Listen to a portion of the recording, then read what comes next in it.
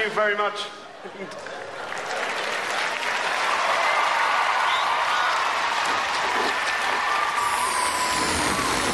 After the break, we'll meet Spy Monkey in the flesh, so to speak. Plus, Adam Hills, Jeremy Hotz, Amy G, William Shatner, Men in Coats, and more here on the 2007 International Comedy Festival. Yo, this is your boy Damon Wayans and you're watching Just for Laughs. Although we've probably seen too much of Spy Monkey, here's what they look like with their clothes on. With the four of you in a group, did you gang up on each other on occasion? Can I just show you something? Yes. This is Stefan, the big German. He punched me 5 times in the same place for no reason. Does he do that to you all the Yeah, time? all the time, all the time. You're a horrible man. I know, I'm German. Yeah. Now just calm down, everybody. Please, calm down. Don't, Stefan. Don't. Me?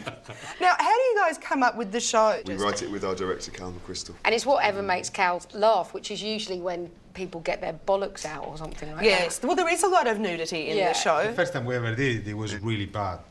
Oh, really? Because we all go naked, nobody laugh, you know. Oh, no. Horrible. We must admit that our two penises are not the most attractive. That's They're true. awful. Have you seen them? I have seen them, they're yeah. horrible They are penises. rough on the eye. You're Mine is right. not bad. Oh, it's awful, on the like, eye. it's tiny. You've got these huge cojones and this tiny little penis. It doesn't even come past your bollocks. He does. And then It Stefan's is doesn't. just It does. skin. It's just like empty It's skin. like Stefan's is a wrung-up like turkey dishcloth. giblets. It's a wrung-out bit of Breakfast in flap the of hotel, skin. I put my penis through a donut. A Krispy Kreme. And Lucy, she thought it was what's called the filling. She thought Yeah, it's like cream, like chocolate she thought it's cream. Chocolate cream. she thought it's a chocolate cream. I'm sorry, this is...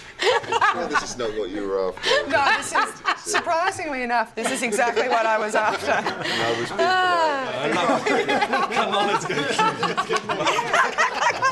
Thankfully, the next act is much too nice to drop his dax on stage. It's our very own Adam Hills. Hello, Montreal. It is a pleasure to be in Quebec. I flew in on Monday from Canada.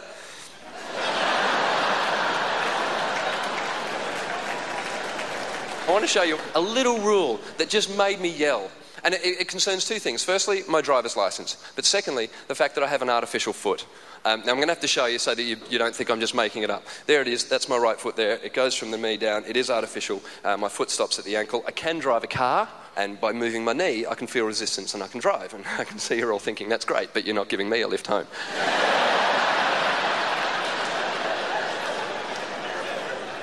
I got my driver's license when I was like 16. I got it renewed year after year after year. Then I got a 5-year license, right? So I went back 5 years later to get my license. There was a new question on the form. And the question said simply, do you have a disability? And I thought, no.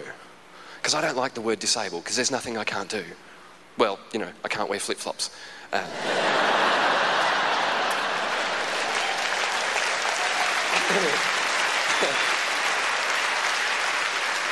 And I don't like the word disabled because I think it defines you by what you can't do. It says you're a group of people, you can't do stuff, we're going to remind you of that whenever we talk about you. I just think if you're going to find a word, find a good word. Like, mutant. No, because that sounds like he got special powers as well. Oh, he's got 1 leg, but maybe flames come out of his ass. I'll tell you what, you'd think twice before leaving your car in a mutant parking space.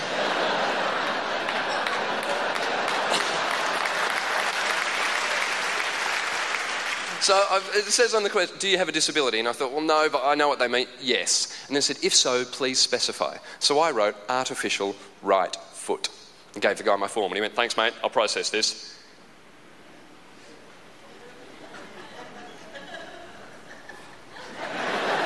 It says here you have an artificial foot. I went, yeah. He went, right.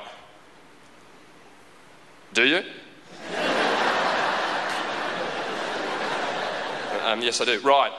How long have you had it?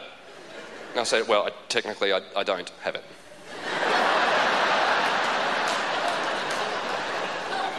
So, how long haven't you had it? I said, I lost my foot at birth. And he went, right. Were you missing the foot when you originally applied for your licence? Yes, or what? Right, we should put something about this on your licence then, shouldn't we? I said, I don't know, should we? He went, I don't know.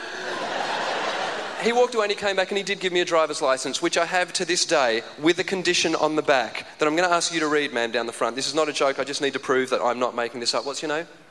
Marcella? Okay, this is my Australian driver's licence. It says on it, while licence is valid, you may drive vehicles of the classes below subject to conditions listed. C-class vehicle seating up to 12 adults, 4.5 tonnes, a tractor or implement. Can you read that condition at the bottom into the microphone, please? Must wear artificial right foot.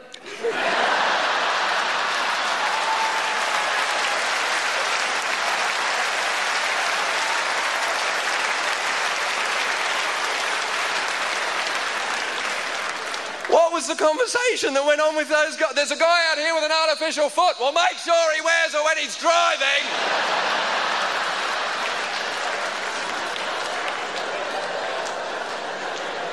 I can't reach the pedals without it. What am I going to do? Get in the car, screw you, I'm driving without the foot today. I haven't thought this through at all, have I?